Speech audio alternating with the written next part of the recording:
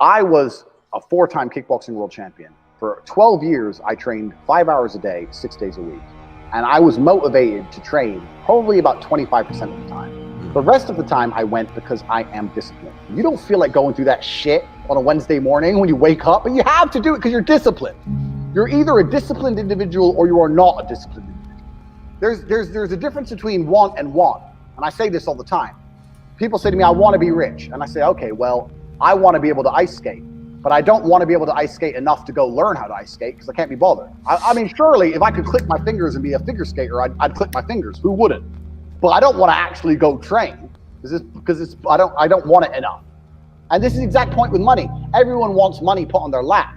If you truly wanted money, you wouldn't be able to sleep until you fucking had it. And this is the point. Because when I had nothing, I couldn't be distracted. You couldn't distract me from what I wanted. That's who I am. If I want something, I'm going to get it. I do not need to be motivated. I'm a disciplined person. If I allocate X amount of time to work, I'm going to do it. But that is the bottom line answer. It's discipline. You're going to have to work when you don't feel like working. That's how it's going to have to be, or you're never going to be eating. One of the only things in this world you can control is your state of mind. You can't control the weather. You can't control other people. You can't even control your health. You might get a brain hemorrhage, or you might get hit by a bus. One of the very few things in the world you have genuine control over is your state of mind. You decide if you're a disciplined person. You decide if you're a happy person. You decide if you're a depressed person. These are things that in real time you can affect in your brain.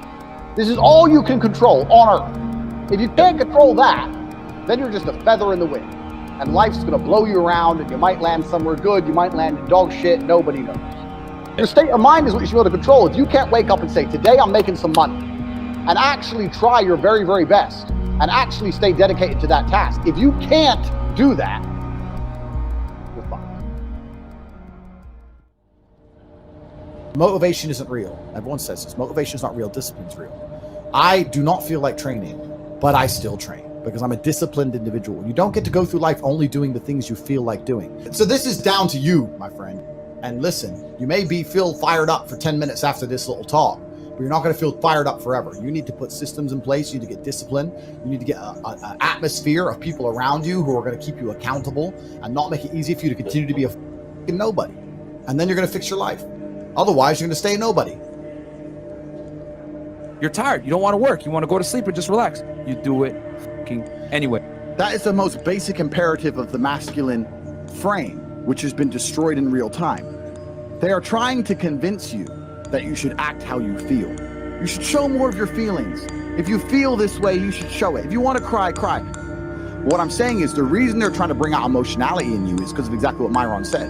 Most of the time, you don't feel like doing the things you're supposed to do. But the true masculine frame throughout history was doing the things they didn't want to do, but they knew they had to do because they had honor and duty. That's what honor and duty means. Do you think the men on the Titanic wanted to stay on the fucking Titanic? No, we're men. We have to stay. We're scared, but we must. It's our duty to let the women and children on the lifeboats. This is masculine duty. A good man controls himself. I have absolute self-control. Emotional control is absolutely and utterly important as a man. I'm saying that you need to understand as a man, there are certain principles under which you act, regardless of how you feel. I can wake up in a terrible mood. I can wake up sad. I can ache. I can have a busy day, stressed, etc. I will complete the same tasks as if I woke up in a fantastic mood. I'll do the same things because how I feel has no bearing on the things I'm going to do in my day because I have duty to myself and to my bloodline. Because you think there's something wrong with you. You go, well, I lack motivation. I don't have the motivation to go to the gym. Well, here's the news flash. Neither did I. And I still did it. So now what are you going to say? Now you have no excuse, right? Oh, you're scared to get in the ring. So was I. I still did it. Scared to get in the cage. So was I. I still did it. Being a man isn't about not feeling things. It's about acting the way you're supposed to act regardless of how you feel. We act. We're men of action. We get things done. So the world got built. All of it. All the men who built the skyscrapers felt scared. They did it anyway. You need to become a man of action. Stop worrying about how you feel and start worrying about what you're supposed to be doing. How about that? I've always been disciplined myself because I've always lived a disciplined life. I lived in a disciplined household. Like there was no such thing as I don't want to. So even now, if I wake up and I don't want to do something, I don't need someone to tell me to do it because I'll do it anyway. I mean, who wants to run a marathon? Nobody. Who wants to do that? You just do it, don't you? Because, you know, it's the thing you're going to have to do, and you have to blood, sweat, tears. There is a version of the world where you can feel things and really not give a f how you feel. Like, if I feel sad, it does not change how I act, and it does not change the things I do. If I don't feel like going to the gym, I go to the gym. If I don't feel like working, I will still work. If I wake up in a happy mood and I have a business to run, if I wake up in a sad mood, I have the same shit to do. I'm going to get it done. So where's the importance of it? It's in my mind, that's how I view it. Like, how does that affect what I'm going to do? Well, nothing. It doesn't. Motivation in and of itself is a scam. I don't believe in motivation. I believe in discipline. I am not motivated to do the things I'm supposed to do every day. I don't wake up full of like joy when I have to go to the gym, or that I have to work, or not deal with crap. I don't feel motivated to do them. I'm disciplined. I do them regardless of how I feel. Whether I'm in the mood to do it or I'm not in the mood to do it, it gets done. That's discipline. Discipline's a real thing. Motivation is fleeting. You're never going to be permanently motivated. If you're the kind of person who can only try hard at something he enjoys, then you're going to fail.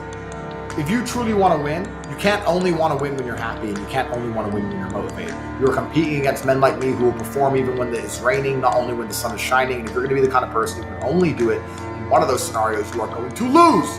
You must be prepared to perform all of the time. I have a lot of people who message me and say, oh, I struggle with motivation. And my answer is simple. Then stay a loser. If you can't find the motivation to not be a loser, then I strongly recommend you just stay a loser, stay in your lane, and stay out of my way. I have no time for people who cannot find the motivation to fix themselves and fix their own lives. I've been the kind of person who will perform 7 days a week. Doesn't matter how I feel, doesn't matter what's happened, doesn't matter if I'm happy or sad, things must be done. And this is the mindset you need to adopt if you want to be a winner. I think a man should have absolutely no interest in whether he's actually happy or not. If I wake up and I'm unhappy, I will do the exact same things as if I am happy. I will go to the gym the same. I will work the same. How I feel has no impact on how I live my life.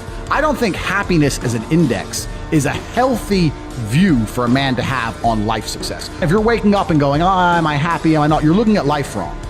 I think as a man, if you put happiness if you move it down the scale, right? And you start looking at, am I successful? Am I competent? You know, am I achieving things? Am I respected? If you start to look at these indicators of your life, you're going to end up being happier without actually analyzing if you're happy or not. You have to just work. At some point you have to bite the bullet and just work. Working harder is never going to not help. No matter what scenario you're in, working harder is never going to not help you. And it's amazing that I give different versions of the same answer for 99% of the questions I'm asked. Work harder. If you have a problem, whether you're broke, whether you're out of shape, whether your friend dies, whether your girl leaves you, whether you're depressed, whatever it is, working harder is almost always the answer. So you know what you need to do.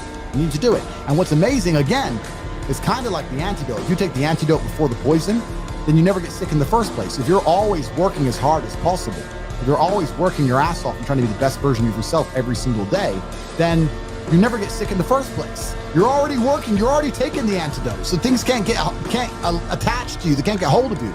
Working hard is the antidote to everything. So why don't you just do it in advance? Why don't your life just become work like mine? Why don't you just dedicate yourself to a cause and get up and do what you're supposed to do every single day? I can't stand quitters. So if you're the kind of person who's gonna quit because it's hard, I don't even want your energy around me, right? You need the people who don't quit. I don't quit. Every single facet of my life is testament to the fact that I don't quit. I didn't quit. So that's the difference. When it was hard, I did it anyway. That's who I've always been. And if you don't have that kind of tenacity, you're never gonna be anything. So I'm indefatigable. I do not give up. I do not get tired. I do not quit. That's what they want. That's what the enemy wants from me. They want to try and win a war of attrition. They want to wear me down and hope I quit and give up. I am not that guy. I'm not that guy. I'm the guy who keeps going. And if you're truly indefatigable in life, and perspicacious, that's my favorite saying, the one I say all the time, unmatched perspicacity coupled with sheer indefatigability makes me a feared opponent in any realm of human endeavor, is absolutely and utterly true. If you pay attention to the things that are happening around you and you do not quit, you will be a dangerous opponent in any realm of human endeavor. It doesn't matter what you try and do. I'm a man who lives true to God and says what he means and means what he says, and I know the things I say are good for society and good for the world. I didn't put a fucking magic spell on anybody. The reason people listen to me is because they like what I say and they know that I'm telling the truth. That's the reason I am here, and I'm going to continue to do that. and there's nothing anybody can do about it.